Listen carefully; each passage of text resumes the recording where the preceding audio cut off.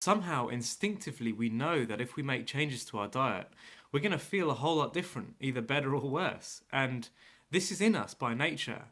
You know, I really believe that the success of the drug industry is actually founded in the fact that we are so possessive about what we eat. People will rather drug up than change their diet. Now, I don't believe that the optimal diet for cancer is different to the optimal diet for eczema or diabetes, even, or heart disease. I think a maintenance diet for all of these diseases will actually be the same.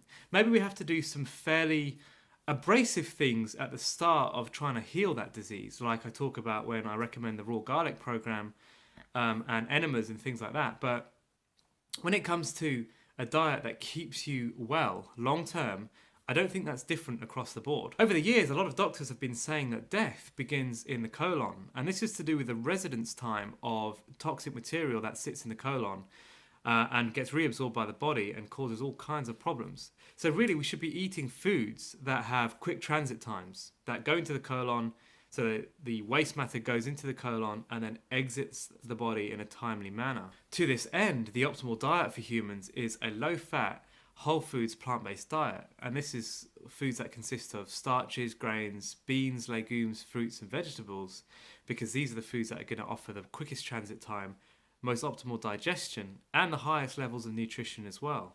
The implementation of this diet by Dr. John McDougall has showed time and time again how this can cure all kinds of chronic disease. So it's not just eczema. He works with people from a variety of different maladies and diseases, and he's managed to cure them on a whole foods plant based diet. The same goes for T. Colin Campbell, who actually wrote the China study, which is the largest nutritional study ever carried out on humans. It lasted for about 30 years. So I highly recommend that you get a copy of the China study if you're interested in the scientific facts behind this. T. Colin Campbell actually grew up on a dairy farm, and he started the China study to try and prove that dairy is necessary for good human development.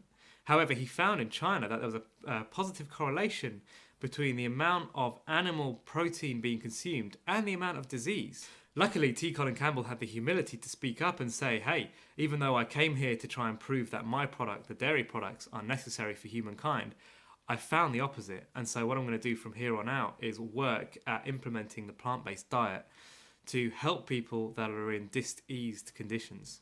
Dr. Doug Graham has helped thousands of people through his book 80-10-10, which is a caloronutrient ratio, 80% carbs, 10% fat, 10% protein, and he advocates a whole, fresh, ripe, raw, organic diet in order to achieve all kinds of health. The Gerson therapy is an intensive juicing regime, a high raw program which is used to heal cancer. So these are the diets that give us the highest nutrition, highest transit times in the body, and have saved lives all over the world.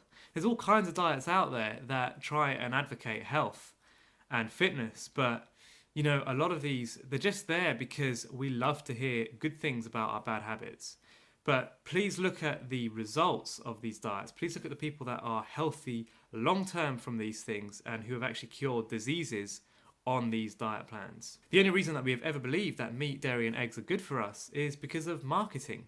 The government and the meat and dairy industries they're a team. They work together because they both know that the economy of Western countries is built on meat and dairy industries. So they need to keep that industry going so that the economy is supported. The only reason we've ever had any taste for meat, dairy, and eggs is because our bodies instinctively know that they are higher in fat, i.e., higher in calories. And when we're in a state of hunger, which most people are, they go after the things that are going to provide them with that quickest hit of calories. There are countless diets out there which really are designed just to tell us good things about our bad habits, but any vestige of truth that these people try to tell us, it just pales in comparison with the amount of damage they do to our health, the animals, and the environment.